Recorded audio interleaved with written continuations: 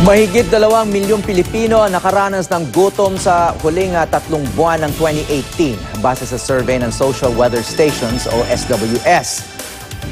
Para mapababa ang bilang na ito, isang task force ang ipinag-utos ni Pangulong Duterte na buuin. May news to go sa Ivan Mayrina. Sa kainitan ng araw, nakita namin ang 3 batang nanlilimos. Iniisa-isa magkakatabing restaurant sa isang commercial district sa Quezon City. Sa aming pagsulod sa kanila, nakita namin ilang beses silang sinaway, pinagtabuyan. May ilan namang nagabot ng barya. Kung ang marami sa atin nakahain na sa mesa ang ating tanghalian, para sa mga batang ito, ang kumain ng 3 beses sa isang araw ay walang katiyakan. Ano nga pag hindi ka binigyan? Hindi na lang po kami kakain. Batay sa survey ng Social Weather Station, sinatayang 2.4 na milyong pamilyang Pilipino ang nakaranas na ng gutom ng minsan sa huling 3 buwan ng 2018. Aminado Malacanang na isang seryosong problema sa bansa, ang gutom.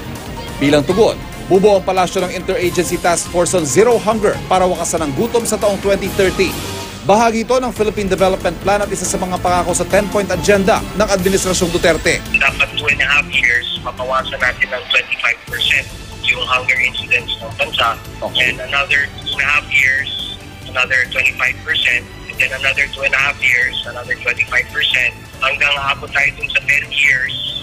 Pamumunuan ni Cabinet Secretary Nograles ang task force at magiging lead agency ang DSWD at Department of Agriculture. Bibigyan prioridad ang mga bata lalo pat base sa datos na hawak ng Office of the Cabinet Secretary.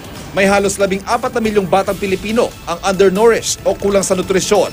Sa 2018 Global Hunger Index sa base sa datos sa mga ahensya ng United Nations, pang-69 ng Pilipinas sa 119 na bansa, kung saan number 1 ang mababang antas ng gutom at number 119 ang may pinakamalubha at nakababahalang antas ng gutom.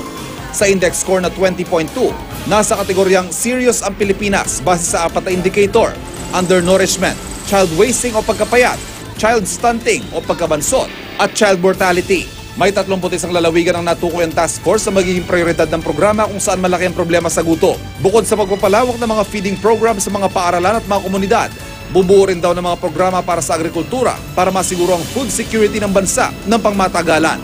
Ivan Mayrina, GMA News.